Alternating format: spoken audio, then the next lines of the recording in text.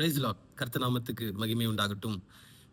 மத்தேயு எழுதின சுவிசேஷ புஸ்தகத்துல 14வது அதிகாரத்துல 1 முதல் 12வது வசனத்தை வரைக்கும் நீங்க வாசித்து பார்க்கும்போது அதுல ஒரு சம்பவம் இருக்கிறது. அந்த சம்பவத்தை நான் ஜஸ்ட் உங்களுக்கு நான் எக்ஸ்பிளைன் பண்ண நான் விரும்புறேன். ஓகே, அதுல ஏரோது ராஜா இருக்கிறாரு. ஏரோது ராஜா வந்துட்டு அவருக்கு அவருடைய அண்ணனாகிய பிலிப்புடைய மனைவியை அவர் வச்சிருக்கிறாரு. ஓகேங்களா. அதே சமயத்துல யோவான் ஸ்தானகன் அவர் கர்த்தருடைய ஊழியத்தை செய்யற மனுஷன் அரெஸ்ட் பண்ணி கொண்டு வந்து சிறைச்சாலையில போடும்போது அப்போ யோவான் ஸ்தானகன் சொல்றாரு, நீங்க செய்யறது தப்பு, உங்களுடைய அண்ணனுடைய மனைவி நீங்க வச்சிருக்கிறது தவறுன்னு சொல்லும் போது அந்த ராஜாவுக்கு அது கோபம் வருது.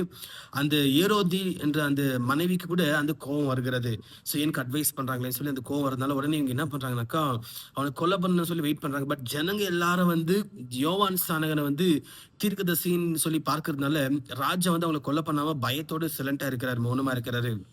அப்போ ஏரோது ராஜாவோட பிறந்த நாள் வருகிறது. பிறந்தநாள் வரும்போது அவளுடைய அதாவது ஏரோதியல் அந்த மனைவியோட மகள் அவங்க ராஜாவோட பர்த்டேக்கு ஒரு டான்ஸ் பண்ணலாம்னு சொல்லி வராங்க. அவங்க வரும்போது அப்ப பாக்குறாங்க ராஜா முன்னாடி நல்லா டான்ஸ் ஆடுறாங்க. டான்ஸ் ஆடும்போது ராஜாவுக்கு மிகவும் பிடிச்சு போயிட்டு ராஜா ஒரு வாக்கு கொடுக்குறாரு. என்ன தெரியுமா?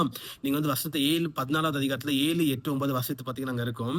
ராஜா டான்ஸ் ரொம்ப பிடிச்சு போயிட்டு அவர் ராஜா சொல்றாரு, உனக்கு என்ன வேணும் கேளு, நான் கொடுக்குறேன். நல்லா சந்தோஷமா இருக்கிற. அப்ப சொல்றாரு, உனக்கு என்ன வேணும் கேளு, நான் உனக்கு கொடுக்குறேன், நான் உனக்கு செய்யறேன்னு சொல்லி ராஜா இந்த வார்த்தையை கொடுக்குற. அப்போ அந்த ஏரோதியலுடைய மகள் தாயோட வார்த்தைக்கு கேட்டு அவங்க என்ன சொல்றாங்கன்னாக்கா, யோவான் ஸ்தானங்களுடைய தலை எனக்கு வேணும் சொன்ன உடனே ராஜா சரி கொடுத்த வாக்கு கொடுத்துட்டேன்னு சொல்லி துக்கத்தோடு முழுமனோடு செய்யல, துக்கத்தோடு கூட இருக்கிறவங்களா பாக்குறாங்களேன்றது அந்த நோக்கத்தோடு என்ன பண்றாங்கன்னாக்கா, சரி செஞ்சு ஆகணுமே என்று வாக்கு கொடுத்தாச்சு.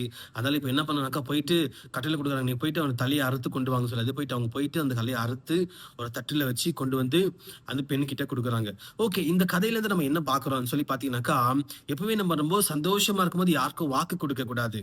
பாருங்க, ராஜா ரொம்ப சந்தோஷமா இருந்தாரு, அதனால வாக்கு கொடுத்தாரு, இப்ப நிறைவேற்றித்தான் ஆக வேண்டும். அதே போல நம்மளுடைய சந்தோஷத்துக்காக மற்றவங்களை நம்ம கஷ்டப்படுத்த கூடாது. சரிங்களா? அந்த பெண்ணு தாயோட கஷ்டத்துக்காக, தாயோட ஒரு காரியத்துக்காக அந்த யோவான் சிலையை கேட்கறது தவறான விஷயம். யோவான் நல்லதுதான் சொன்னாரு, தப்பா சொன்னாரா? நீ உன்னுடைய அண்ணனாகி இருக்கிற பிலிப்போட மனைவியை வச்சிருக்கிறது தப்புன்னு சொல்லி அவங்க சொன்னாங்க. சொன்னது கரெக்டான விஷயத்தான் அவங்க சொன்னாங்க. ஆனா அவங்க அது கோபமா எடுத்துக்கிட்டாங்க.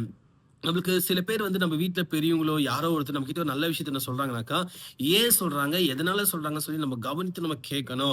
அவங்க சொல்ற விஷயத்த ஏதோ நல்ல காரியம் இருக்கலாமே, நம்ம என்ன பண்றோம்னா அவங்க எனக்கு அட்வைஸ் பண்றாங்க, எனக்கு சொல்றாங்கன்னு சொல்லிட்டு நம்ம அவசரப்பட்டு கோவப்படுறதை விட கொஞ்சம் நிதானித்து நம்ம யோசித்து பார்க்கலாம். அவங்க எதனால சொல்றாங்க, ஏன் சொல்றாங்க, கொஞ்சம் நம்ம யோசித்து பார்க்கலாம்.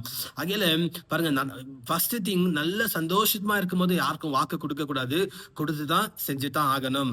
செகண்ட் திங் நம்ம பார்க்கும்போது நம்ம சுயநலமா இருக்கக்கூடாது.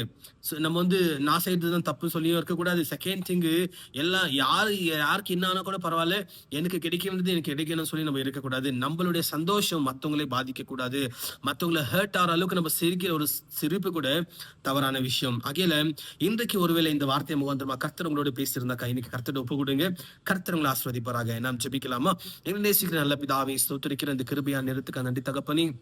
இந்த நாளில் கர்த்தாவே, இந்த வார்த்தை ஆண்டவரே சபா கேட்க முடியாது கொடுத்த கிருபைக்காக ஸ்தோத்திரிக்கிறோம். வார்த்தை கேட்ட ஒவ்வொரு பிள்ளைகளும் ஆசீர்வதிங்க, பலப்படுத்துங்க கர்த்தாவே.